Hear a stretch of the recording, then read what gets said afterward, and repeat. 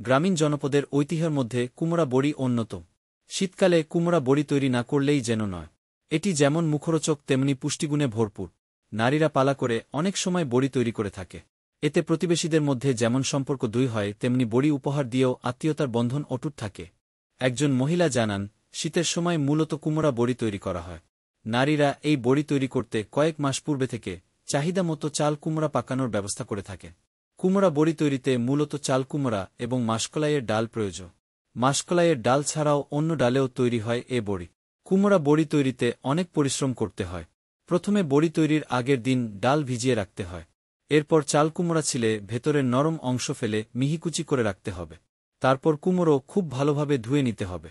ধোয়া হলে পরিষ্কার পাতলা কাপড়ে বেঁধে সারা রাত ঝুলিয়ে রাখতে হবে। পরে ডালের পানি ছেঁকে শিলপাটায় বেটে নিতে হবে। এবার ডালের সঙ্গে কুমড়া মেশাতে হবে।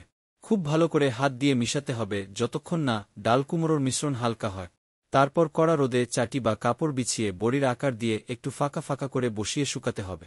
বড়ি 3 থেকে 4 দিন এভাবে রোদে শুকানোর পর তা অনেক দিন সংরক্ষণ করা যায়। রোদে মোচমচে করে শুকালেই এর ভালো স্বাদ পাওয়া যায়। নিজেরা খাওয়াসহ আত্মীয়স্বজনের বাড়িতেও পাঠানো হয়। তবুও মুখরোচক খাবার আর আত্মীয়তার জন্য এটি করতে হয়। এখানেও একটা বাড়তি আনন্দ রয়েছে। বাজারের একজন ব্যবসায়ী জানান, মুদি ব্যবসায় পাশাপাশি শীত এলেই কুমড়া বড়ি বিক্রি করেন তিনি। অনেকেই চাল কুমড়ার আবাদ করেন শীতকালে বড়ি তৈরির জন্য। গেল বছর 1 ডজন বড়ি 50 টাকায় বিক্রি হলেও এবার দাম বেড়ে হয়েছে 75 টাকা। বড়ি তৈরির উপকরণ ও শ্রমমূল্য বৃদ্ধির কারণে বড়ির দামও বেড়ে গেছে।